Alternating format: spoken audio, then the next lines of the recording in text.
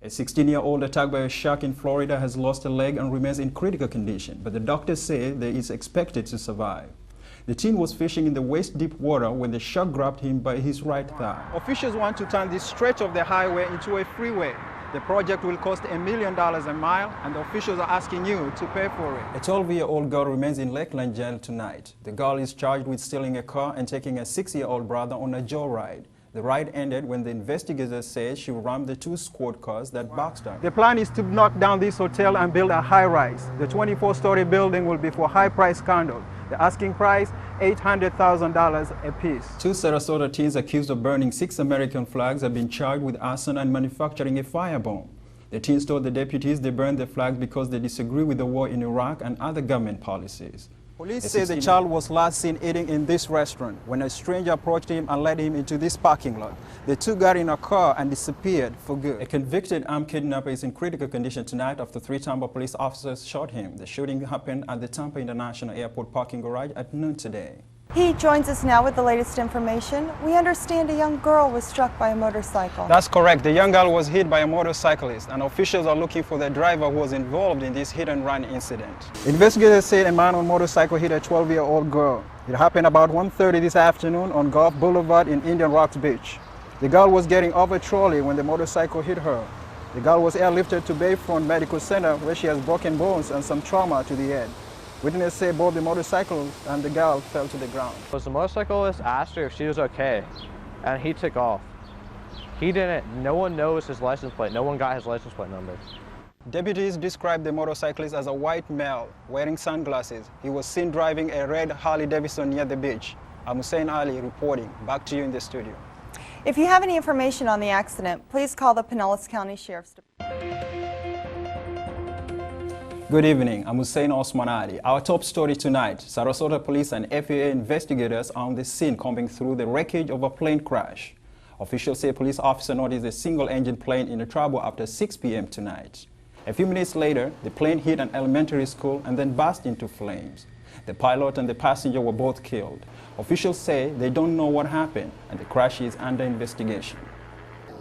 FAA and NTSB are here, Homeland Security is here, our detective division is here, and we're going to try and piece this together and find out what happened. The plane was registered to Oklahoma man named William Frost. No one yet if Frost was the pilot. A wild disturbance in downtown St. Petersburg tonight. It started when a fight erupted among a large crowd of teenagers. It happened at the Baywalk Entertainment Complex. Dozens of officers were sent to the area around 2nd Avenue. At one point, Baywalk and the surrounding streets were shut down. Police arrested 5 adults and 7 juveniles. About 100 people were seen running down the street with police chasing them.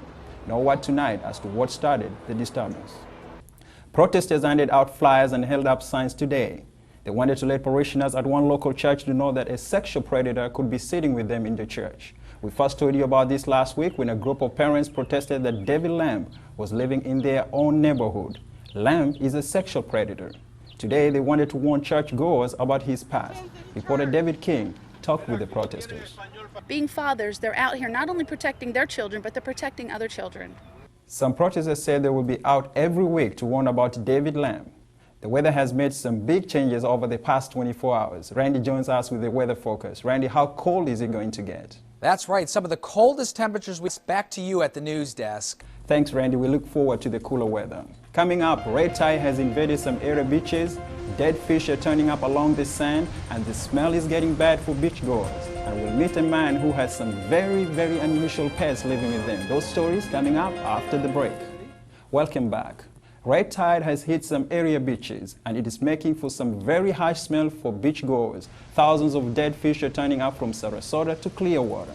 The red tide bloom has been working its way northward over the past few weeks. Red tide experts say this year's tide is in the moderate range. Of course, red tide can cause respiratory problems for some people who visit the beach. Finally tonight, how many people do you know that have pet sea lions at their home? Well, we found a man who takes care of 4 of them. Marco Peters often walks his sea lions in his backyard. The sea lions live in the yard and even have their own swimming pool. Marco has owned the sea lions for 4 years. He feeds them over 80 pounds of food a day. He also spends several hours training the cute creatures. Mark owns a traveling sea lion show where they perform around the country. That's all for now. David Becker is up next with this week's Sports Talk. I'm Hussein Osman Ali. Have a great evening. Police are trying to sort through medical waste that turned up along an area river. Over 60 items were found, including syringes filled with blood. Medical waste experts are not sure where the waste came from. A shocking discovery along this slow-moving waterway. Dozens of tubes, vials, and syringes found on the riverbank. We had a call today a little before noon from a resident about some possible medical waste that had washed up on the shoreline of the Hillsborough River. Riverfront homeowner Bill Earth was the resident that made the call to the police. And I was clearing up some branches.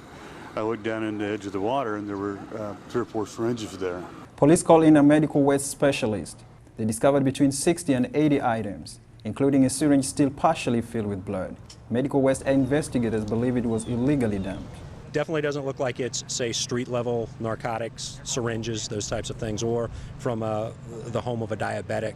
It looks like it's probably from either a doctor's office or a hospital.